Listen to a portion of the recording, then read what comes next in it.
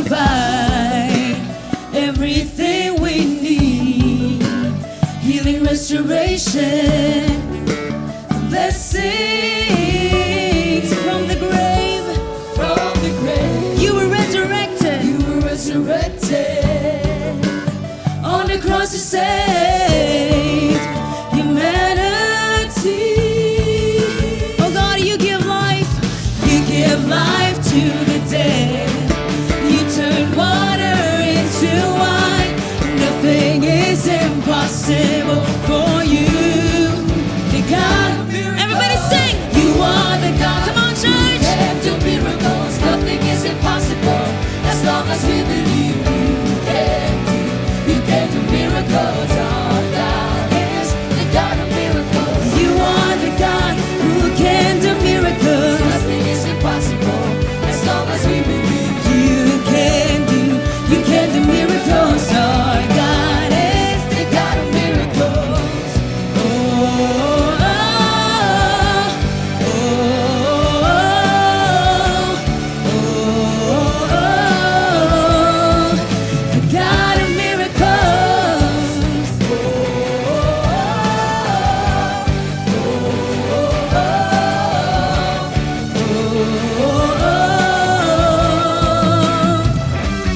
You provide everything.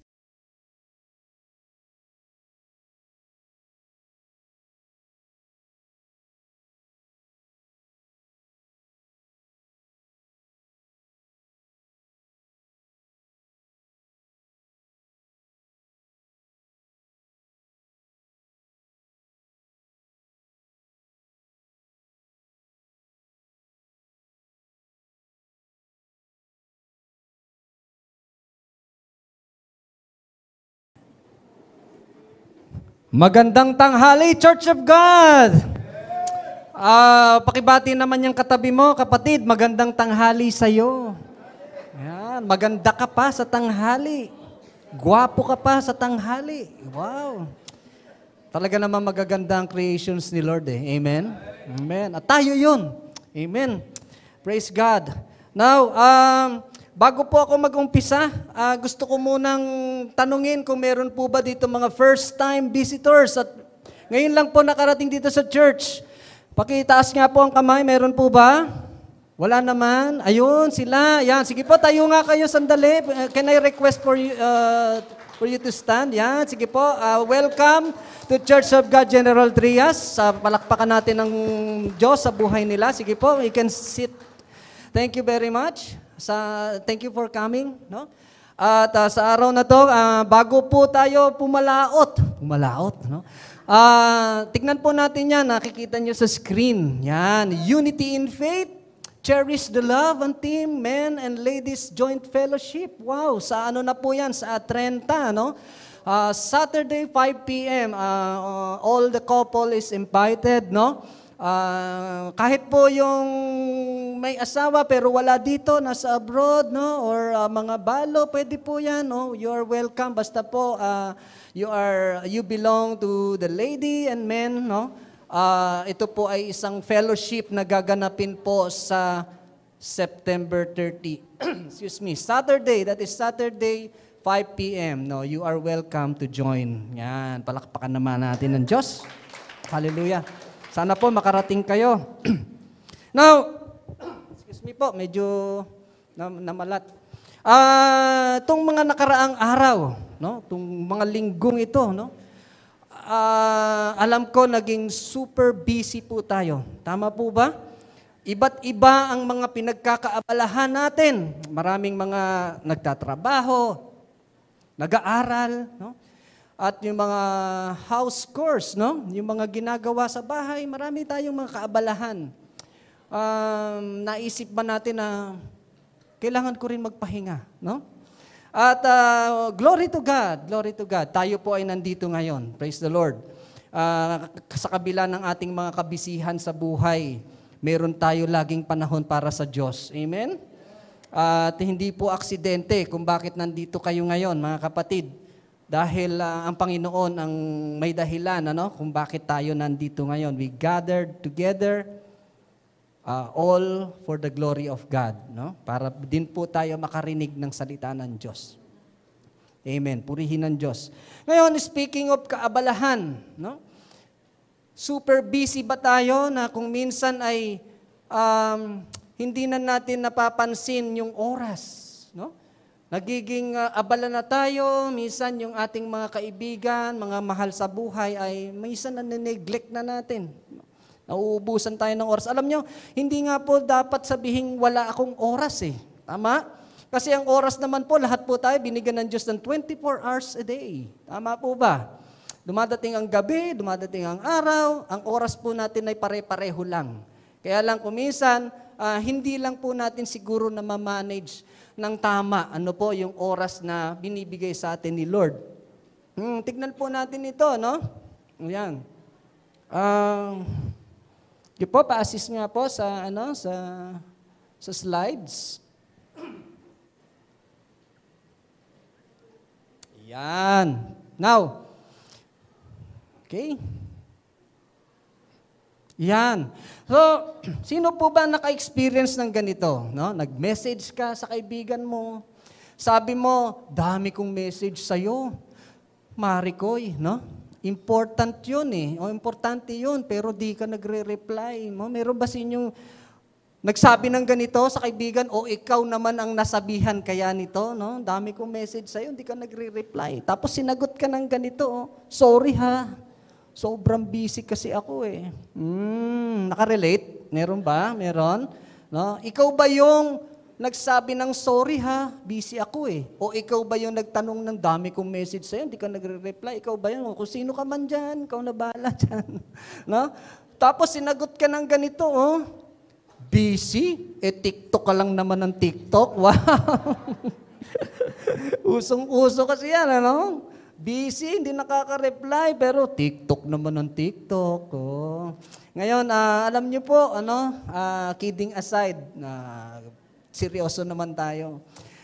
Advice ko lang po, no, na dun sa mga nagme-message sa inyo, na kaibigan, kapatid, kamag-anak, no, sana naman po replyan natin kahit thumbs up lang, no, o heart, no. Kasi pagka, alam nyo, pag sinabi mong sobrang busy ako, no, ibig sabihin, hindi siya kasama sa plano mo sa buhay, tama? Hindi siya importante sa'yo, yun na mararamdaman nung nagme-message sa'yo, nagte-text sa'yo. Hindi naman ako mahalaga pala dyan. Busy daw siya, ibig sabihin, hindi ako kasama sa kabisihan niya. Tama? No? So, payo lang po, sana po ma-replyan naman natin, no? Kahit na anong kaabalahan natin, ay bigyan na naman natin ng time yung mga, kasi lalo na kung importante sa kanya yung message niya, siguro magre-reply din naman tayo. Ganon din po si Lord. Kapag po may message sa atin si Lord, wag po natin dededmahin si Lord. Amen? No, kasi importante po yung mensahe ni Lord sa ating lahat, katulad po ng ginagawa niya ngayon. Amen? May message si Lord sa atin ngayon, tayo po ay magre-reply sa Kanya. Sige po, pindutin niyo na yung mga cellphone niyo, message kayo kay Lord. Yan. Yan. So, tuloy po tayo. Yan. Ang title po natin ngayon ay Too Busy. Sobrang abala. Too busy. Sige po, sandali po tayong manalangin at panalangin natin na salita ng Diyos. Hallelujah. Oh, Father God, Lord, we glorify you, we magnify you, we praise you, God. Salamat, O Diyos, sa lahat ng ginagawa mo, Panginoon. At itong araw na to, Panginoon, this is a special day, Panginoon, dahil ikaw, Panginoon, ang dahilan ng Sunday service na ito, Lord God. Salamat, O Diyos, sapagkat ikaw ang nagdala sa amin dito sa iyong bahay panambahan. You have the purpose for our lives, Panginoon. You have the purpose for each and every one, Panginoon, na nandito ngayon, Lord God. And you will do something great, something wonderful. It will happen today, Lord God. It will happen in this place, Lord. And we pray, O God, for your presence to be with us, Lord. And if your presence is here, miracle is happening. Miracle is happening. Kaya, Panginoon, Lord, thank you, samahan mo kami sa mga oras pang natitira, Panginoon, sa service na ito, Panginoon. Pangunahan mo ang gawaing ito, Panginoon. Itaas ka, Panginoon. We lift you up. Panginoon, ibaba mo ako, Panginoon. Gamitin mo lamang ako as your instrument to send your message to us, Lord God. And bless your word. Bless your people. Bless your church. This we pray in Jesus' name. Amen. Amen. Palakpakan natin ang Panginoon. Hallelujah. Hallelujah. 2 BC. Ikaw ba yan, kapatid? 2 BC. Now, alam niyo po, sa Bible, meron pong kwento, no, ng magkapatid, babae, no? Magkapatid sila na kaibigan ng ating Panginoong Hesus. Malapit sa puso ng Panginoong Hesus ang magkapatid na ito o ang pamilyang ito. At minsan, ang isa sa magkapatid ay nag-invite sa ating Panginoon sa kanilang tahanan para makipag-fellowship sa Kanya. No? At ito po ay kilalang-kilala po natin, yan po ay si Martha, no? At si Mary. Yan po yung magkapatid. Nakapatid din naman ni Lazaro, no? Na alam po natin na binuhay muli ni Jesus, no? At dahil nga po mahal na mahal ni Jesus ang magkakapatid na ito. Minsan, at the home of Martha and Mary, dito po yung magiging pag-aaral natin ngayon.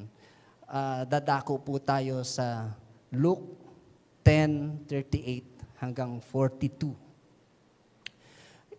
Now, as Jesus and His disciples were on their way, He came to a village where a woman named Martha opened her home to Him.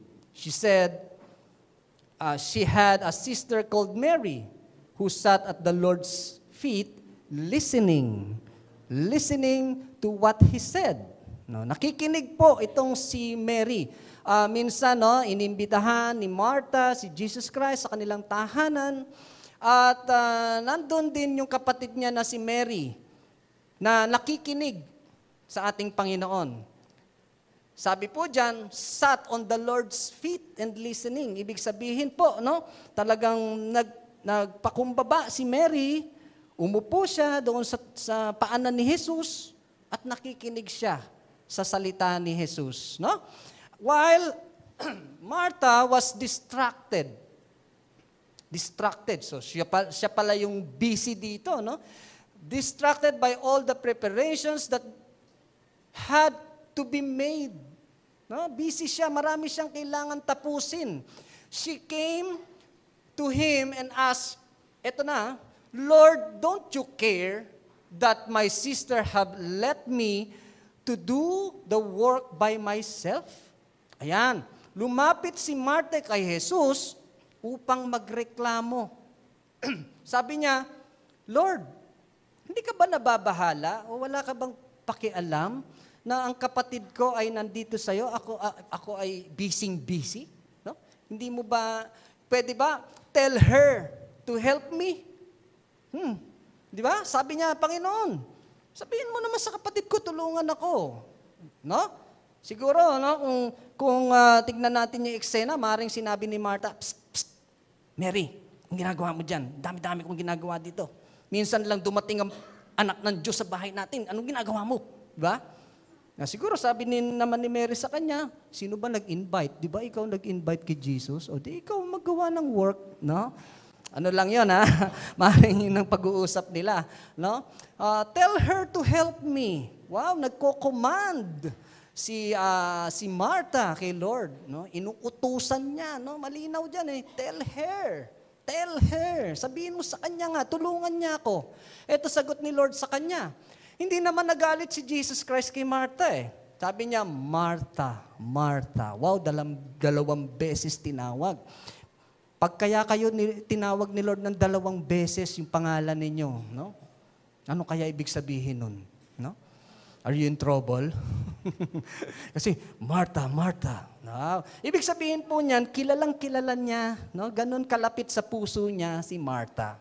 At gusto niya marinig yung sasabihin ni Lord sa kanya. Kinukuha niya yung attention ni Martha para yung sasabihin niya na next word ay pakinggan ni Martha. Ang sabi ni Jesus Christ, you are worried and upset about many things. But few things are needed, or indeed only one.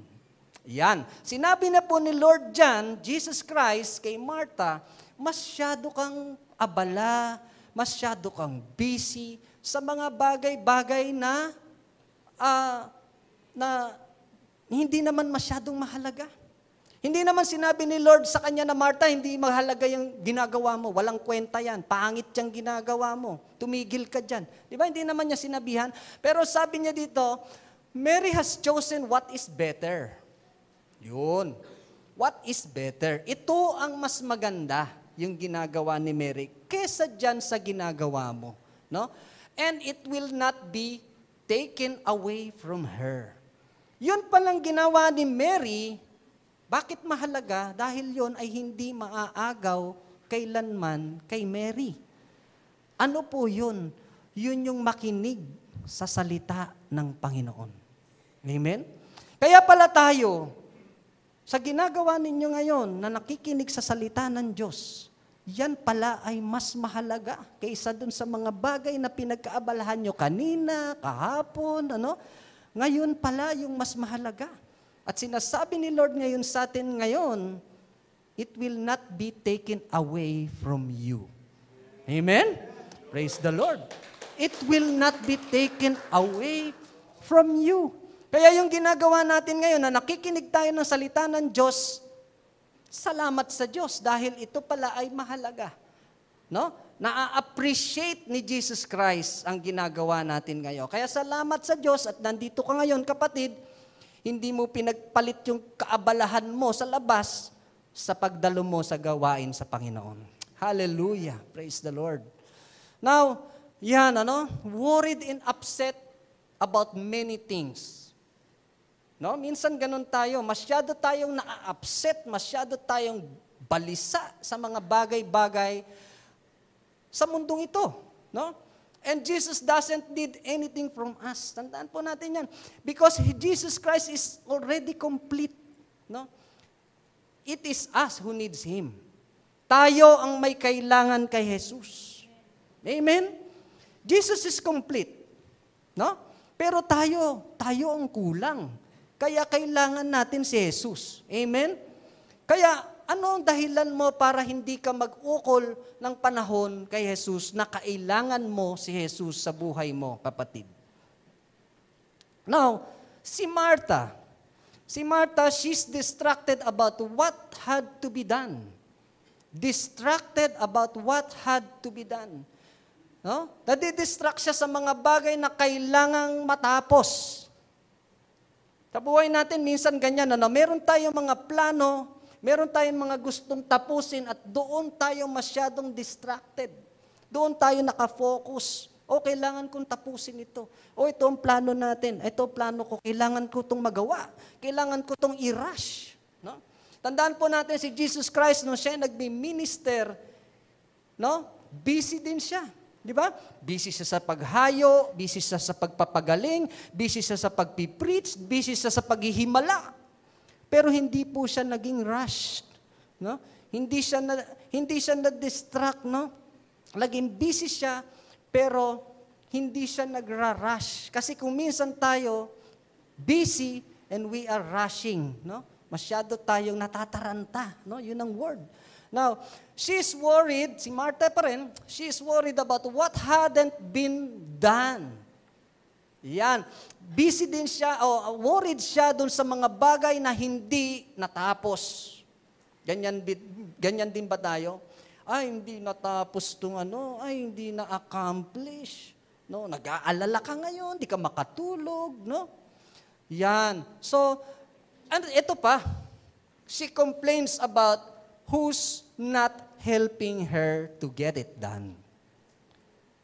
She complains about who's not helping her to get it done. Nagrereklamo na siya. Dahil hindi matatapos yung ginagawa niya sa tingin niya. Hindi matatapos yung kaabalahan niya dahil hindi siya tinutulungan ni Mary. No? Minsan ba na ganyan din tayo, no? Nagko-complain tayo. Naku, kung tinutulungan lang ako nito, tapos na sana. No? Ang dami namin gagawin, no? Tapos siya wala namang tinutulong. Lagi nating tinitignan yung iba. Tama? Lagi natin tinitignan yung ginagawa ng iba. No? Yan. So, kaya tayo we are like Martha in this time, in our time. No? We are like Martha. Aminin man natin o hindi. Minsan ganyan po tayo. No? Yung mga characteristics na nakita po natin. Now, yan po ay tinatawag na distractions. Worse is, baka too busy for God na tayo. No? At dahil sa mga distractions na yan, we are getting too busy for God. Wala na tayong oras para sa Diyos. At alam nyo ba, there are dangers of being too busy.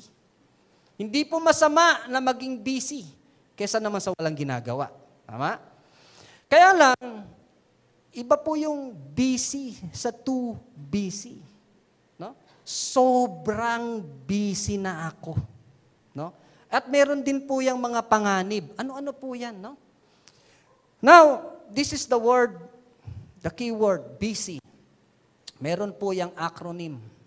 Yan. Ang una dyan, bad relationship.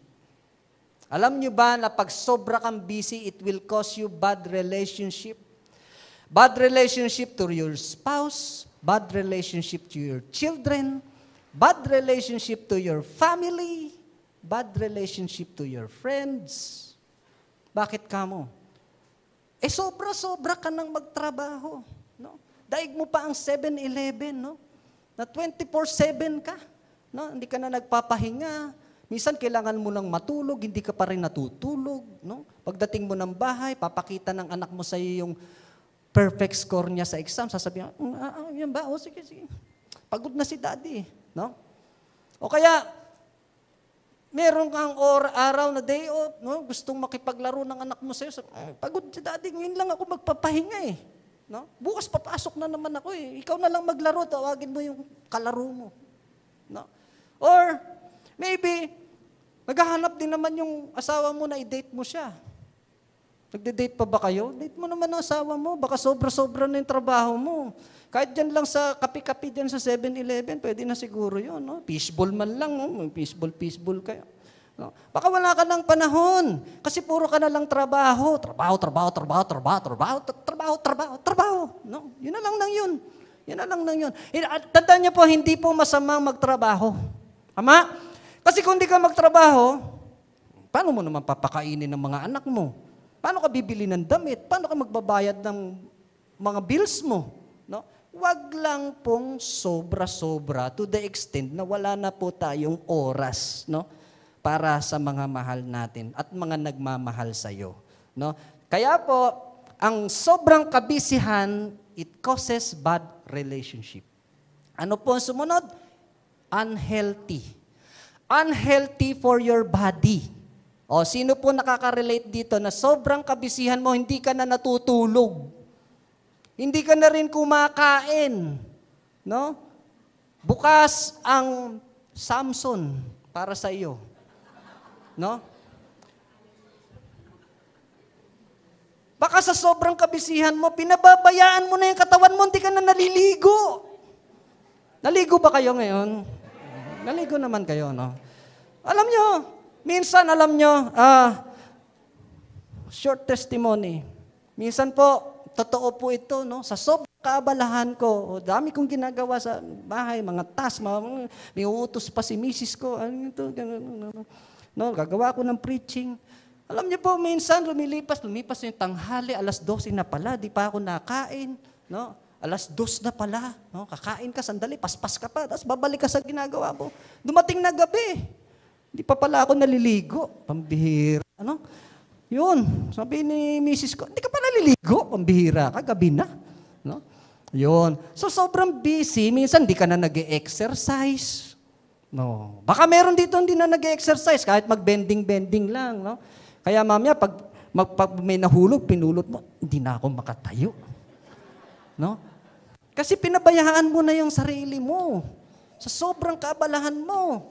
No, trabaho ka nga ng trabaho, hindi mo naman minamahal ang sarili mo. Pag Pag ba nagkasakit ka, makakatrabaho ka pa? Di ba hindi na? Kaya kung may trabaho ka man, kailangan din may panahon ka rin sa health mo. Now, next, stops you from doing your purpose. Do you believe na lahat po, bawat isa sa atin, may purpose si God sa buhay mo? Hindi ka lilikhain ni Lord kung walang purpose.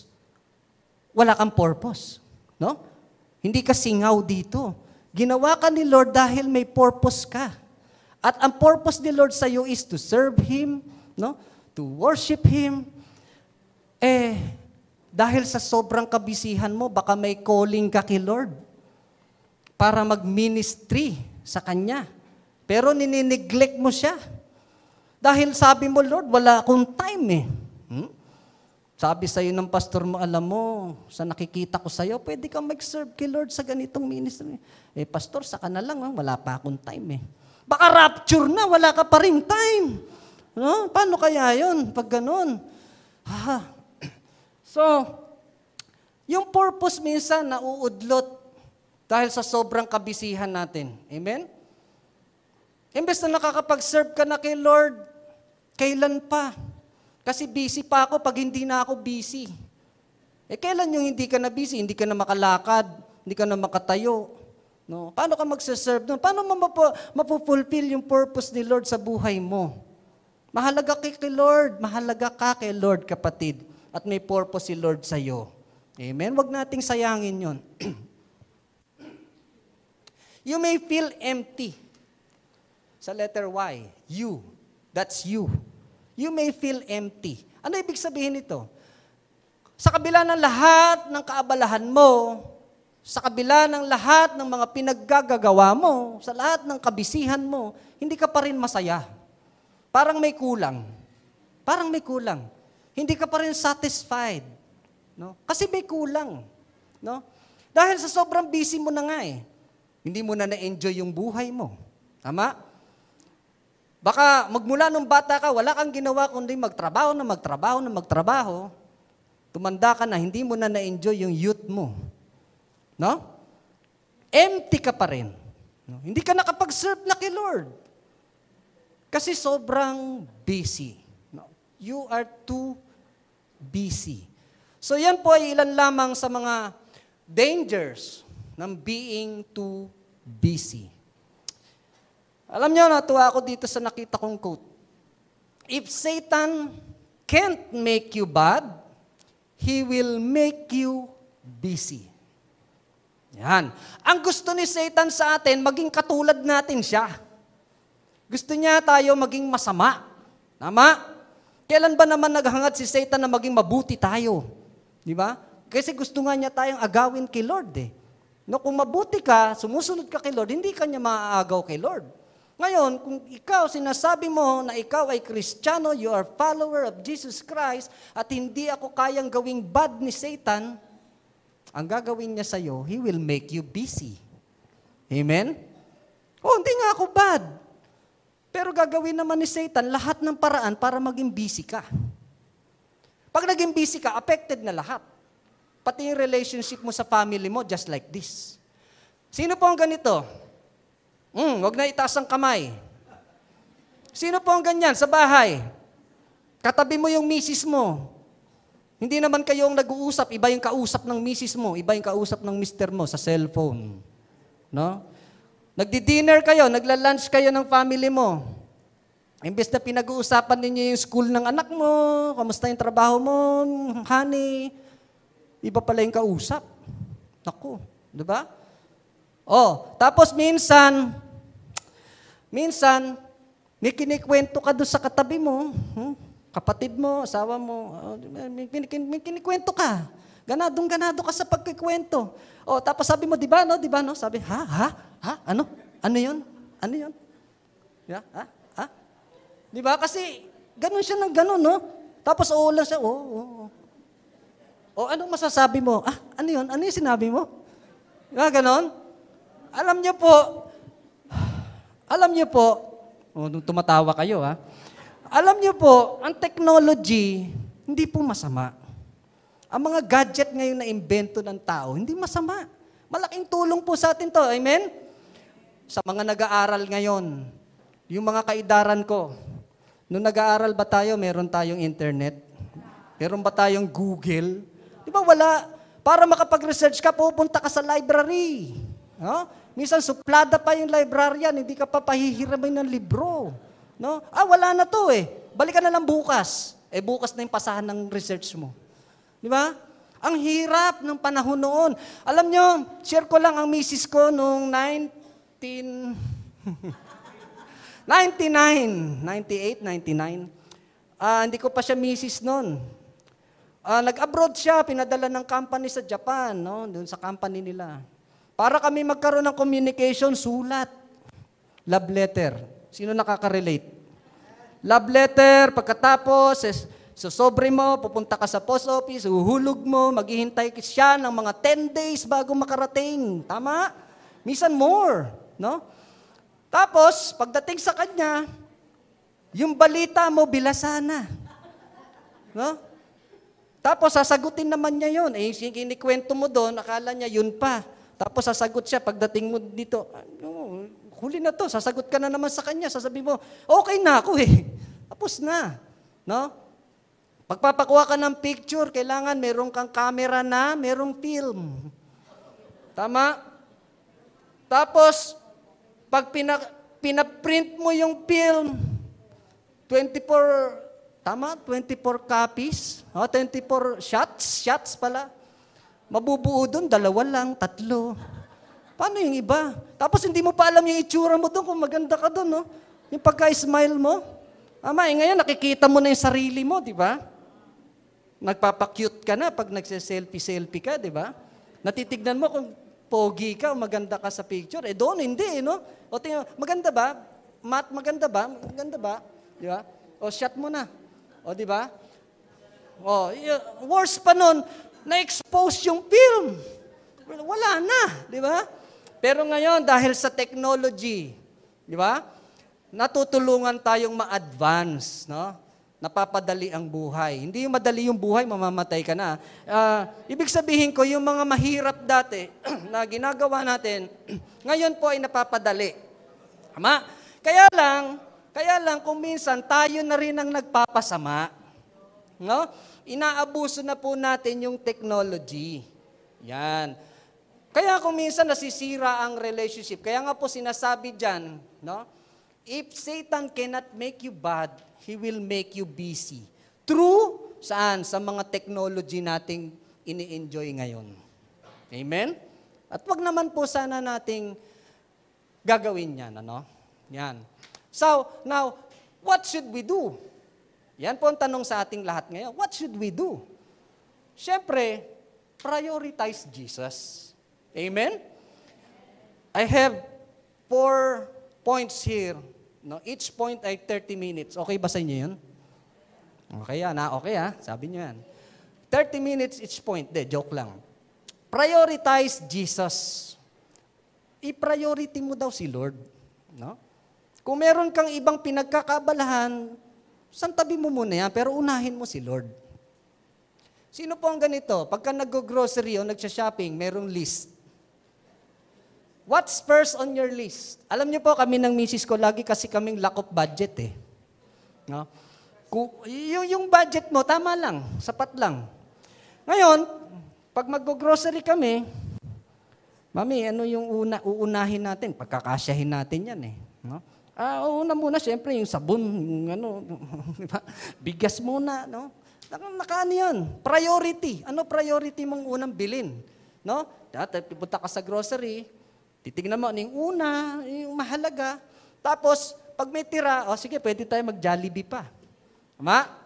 Now, di ba minsan yung maski sa bahay, sa house expenses. Tama?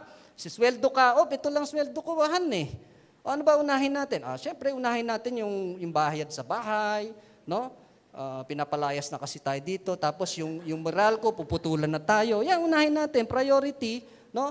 Yung tubig, yung tuition ni Junior, yan. Tapos sunod, date na tayo. Yung matitira, date na tayo. Tapos siyempre, mag-savings pa rin tayo. Yung ganun ba? Ibig sabihin, meron tayong priority. Ngayon, sa spiritual life natin, sino ang priority mo? Kung gagawa ka ng listahan ng mga ginagawa mo, pinagkakaabalahan mo sa buhay, sino yung number 1 top of the list sa'yo?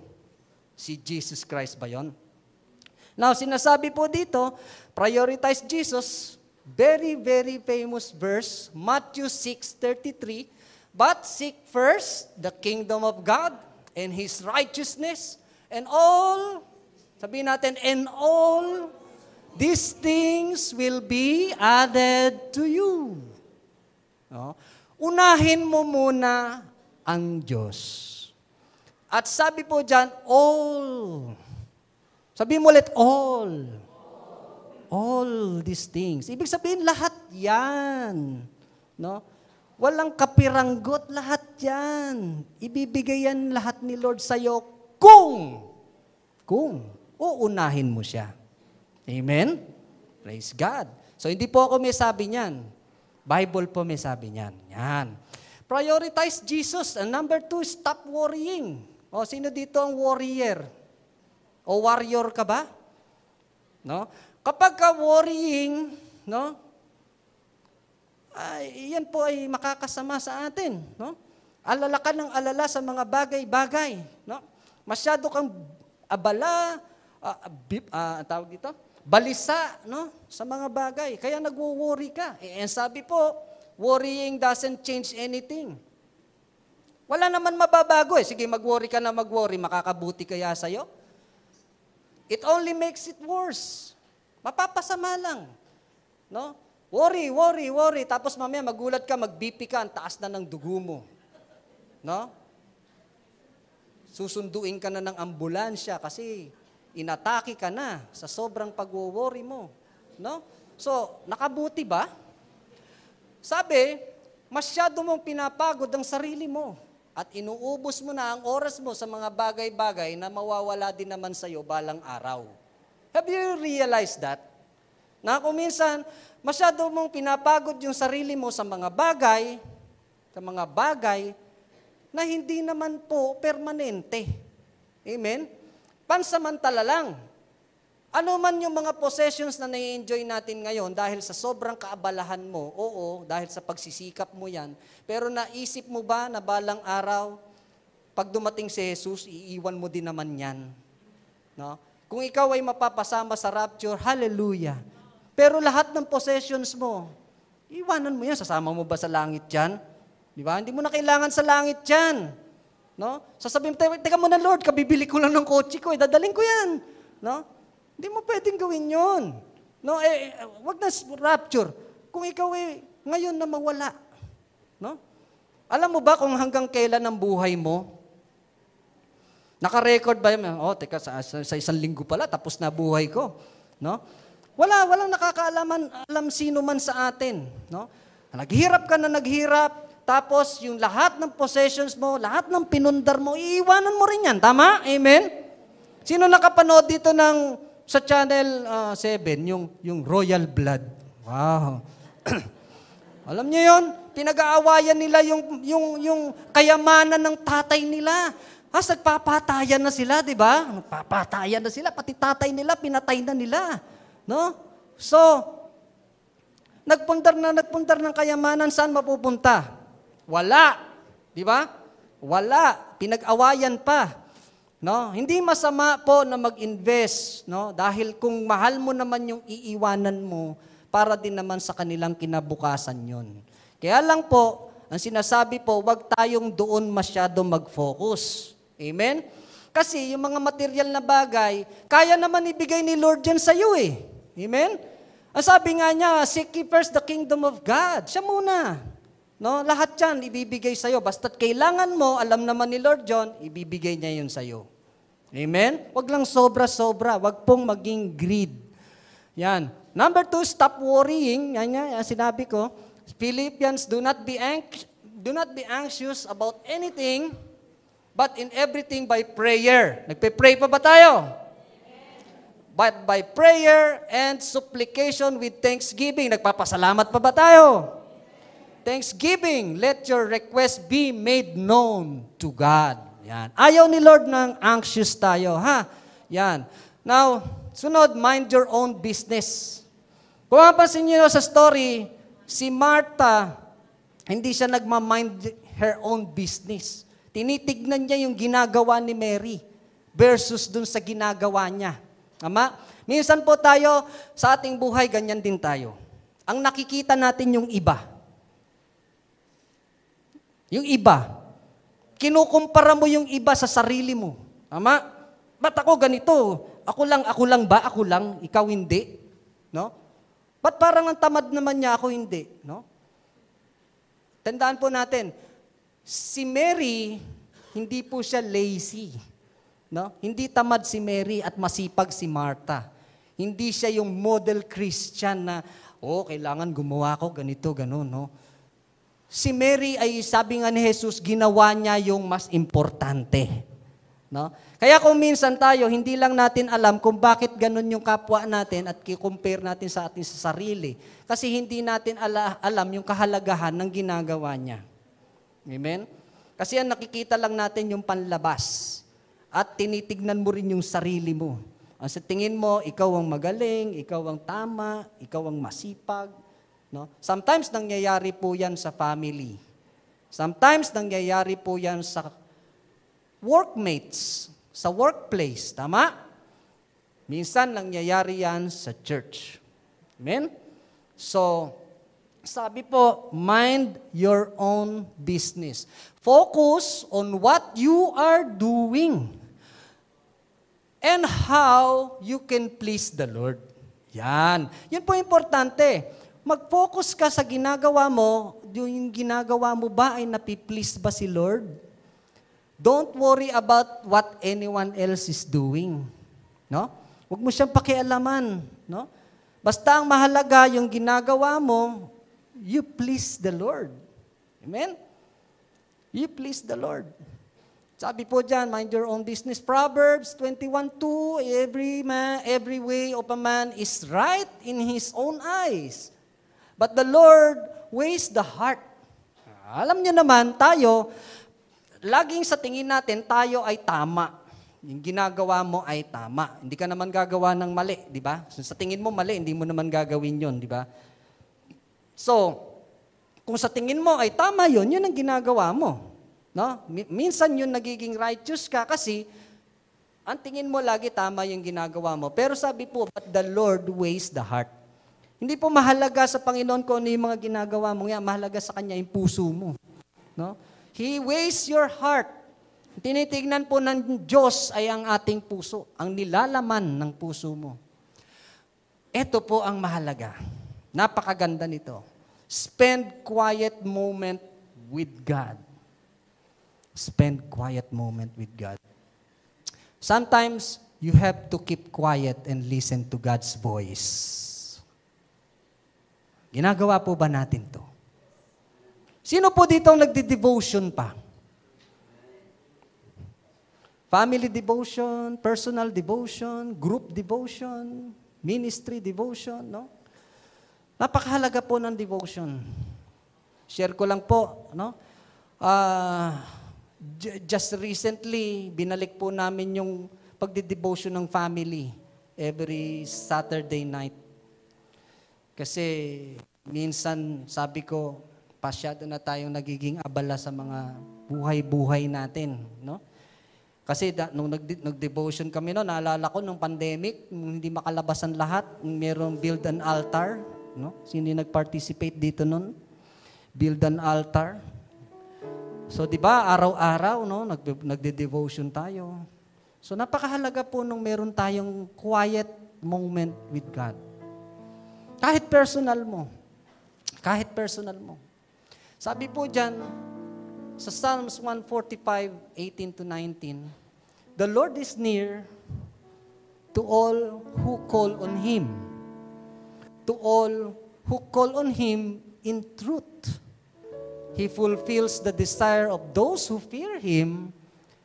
He also hears their cry and saves them. Sinubukan mo na ba, kapatid, na umiyak sa Lord? Umiyak ka sa Kanya. Talagang naglupasay ka sa Kanya. Subukan niyo po yung mga 3 o'clock in the morning. Alam niyo po, to testify. Madalas po ako nagigising ng madaling araw, 2:00, 3:00, minsan 3:30. Tinatawag po ako ng CR. Napapaihi. No? Pero hindi lang pala yung call of nature ang dahilan. Siguro yun ang way ni Lord para sabihin, Derek, gusto kitang makausap. Bakit? Kasi yung mga moment na yun, sobrang tahimik ng lugar. No? Minsan hindi ka makapag-communicate sa Panginoon dahil maingay ang paligid mo during daytime. No? Minsan naman, kahit gabi na, marami ka pa rin ginagawa. Maingay yung mga anak mo, nanonood ka ng TV, no? Wala kang quiet moment sa Lord. Tapos, minsan, kahit na maaga pa, 10 o'clock, 9 o'clock, magpe-pray ka kasi matutulog ka na. Pero parang may kulang pa rin sa prayer. Amen? Parang may kulang pa rin sa prayer. Pero iba yung moment na talagang tahimik eh. Talagang mararamdaman mo ang Diyos. No? Minsan hindi mo na kailangang ikaw yung magsalita. You will not do the talking. Let God talk to you. Mararamdaman mo na si Lord ay tumutugon pala sa mga prayer mo. Minsan binibigyan ka ng direction kung anong dapat mong instruction sa mga dapat mong gawin. Especially in times na ikaw ay troubled. Especially in times na ikaw ay down, sick, and in pain. No? Kailangan po natin, kapatid, to spend quiet moment with God. John 10:10, sabi po dyan, the thief comes only to steal, to kill, and destroy. I have come, sabi ni Jesus, that they may have life and have it to the full. Ano kaya yung i-steal, kill, and destroy ni Satan? Si Satan po yung thief. Steal, nanakawin ng dyablo ang oras mo para sa Panginoon Diyos. Ganyan ang gagawin ni Satan. Ayaw niya nang may panahon ka kay Lord. Kaya nga, di ba sabi kanina, if Satan cannot make you bad, he will make you busy. So nanakawin niya yung oras mo sa Diyos. At pag wala ka ng oras sa Diyos, kayang-kaya ka na niyang i-penetrate. Amen? Kayang-kaya ka niya ng pasukan. Kasi nawawala na yung connection mo sa Lord. Nadi-disconnect ka na. No? And sabi po dyan, sa Luke 10:42, yan po yung pag-uusap ni Jesus at ni Martha. But few things are needed, or indeed only one. Mary has chosen what is better, and it will not be taken away from her. Yun yung umupo si Mary sa paanan ni Jesus at nakinig sa salita ng Diyos. Magbabad sa salita ng Panginoon at hindi mananakaw ng dyablo ang oras mo para sa Diyos. May panahon pa ba kayo sa pagbabasa ng salita ng Diyos? Sino po dito may Bible sa bahay? Sino po ang walang Bible sa bahay? Sa'yo na lang to. Sa akin to. Bigay ni Lord yan. Ayan. So, kailangan po natin magbabad sa salita ng Diyos. Dahil kung tayo ay nakababad sa salita ng Diyos, the Word of God will not be taken away from you. Amen? Ganyan po si Mary. No? Yung moment niya with Jesus Christ ay hindi kayang agawin sa kanya ni numan, maging ni Satanas. She spends her time with Jesus Christ. With Jesus Christ. Ito ang tanong po sa atin ngayon. Are you too busy? Pwede mong tanungin niya katabi mo ngayon. Are you too busy? Yan. Ano sagot niya sa'yo? No? If we are too busy for God, our stillness before the Lord will vanish along with our peace. Ang gusto ni Jesus Christ, peace. Peace be with you. Diba? Yun ang gusto ni Lord. Kaya lang kung masyado tayong busy, yung peace na iniwan ni Lord sa atin, ay nadidistract, nasisira, no? Nadidistract tayo. Na out of focus tayo kay Jesus Christ as masyado tayong napofocus sa mga bagay na pinagkakaabalahan natin. Kaya, imbes na tayo magkakaroon ng kapayapaan, nagkakaroon tayo ng trouble, kaguluhan. Amen? Kasi, yung stillness before God vanishes dahil masyado ka ng busy. You are too busy with many things. That's not so much important, no? Hindi naman masyadong mahalaga dahil lahat nga ng bagay sa mundong ito ay mawawala din. No? So, in James 4:7-8, it says, so give yourselves completely. Sabihin mo nga, completely.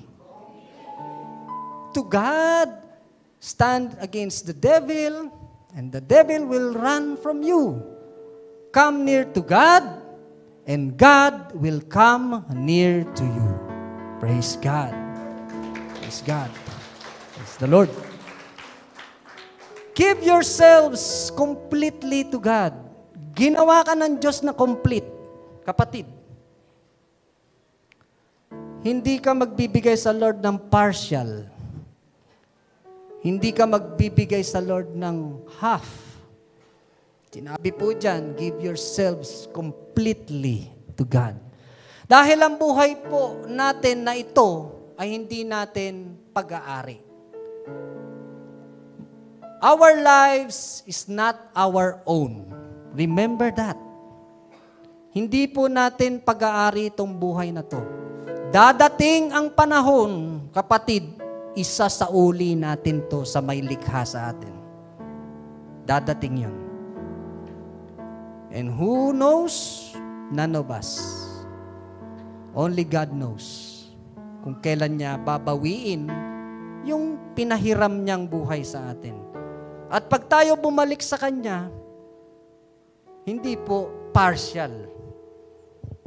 Complete pa rin. Amen? And if we will surrender our lives to God completely, hindi makakalapit sa iyo ang dyablo. Ang lalapit sa iyo ay ang Panginoon. Pag lumapit ka sa Panginoon, He will come near you. Gusto po ba natin yon? Gusto natin lahat na ang Diyos ay malapit sa atin. So what we will do is to come near to God. Praise the Lord. Hallelujah. Sige po, pwede po tayong tumayo na.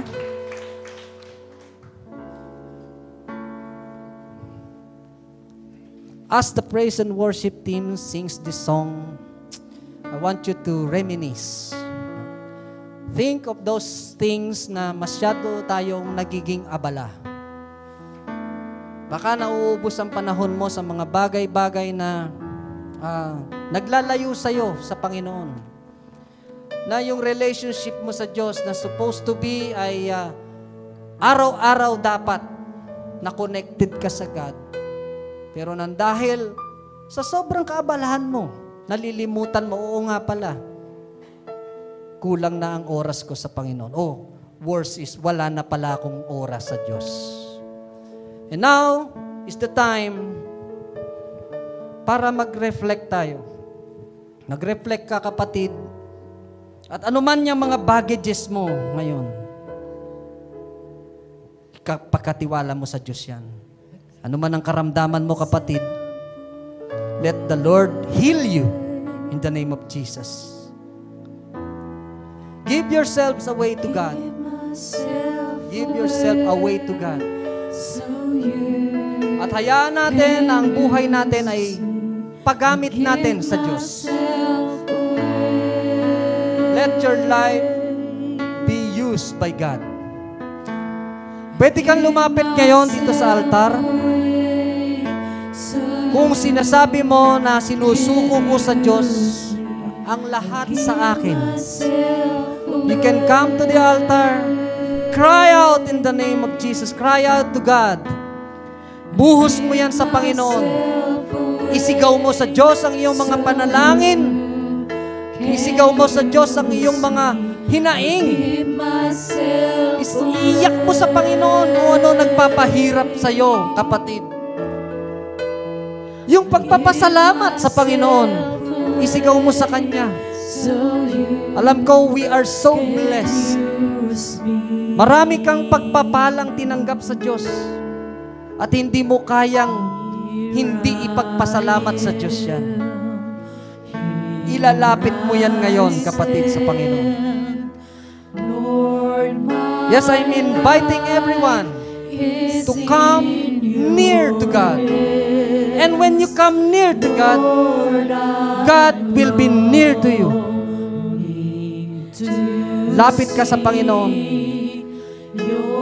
Yayakapin ka ng Diyos. Yes, hallelujah. Hallelujah. Hallelujah, Holy Spirit, come. Come, Holy Spirit, in the name of Jesus. In the name of Jesus. Come, Holy Spirit. Move in this place. Give yourselves away to God. Trust God. Believe God. Have faith in God. Surrender to God. In the name of Jesus Christ. Hallelujah. Bumababa ang presensya ng Diyos.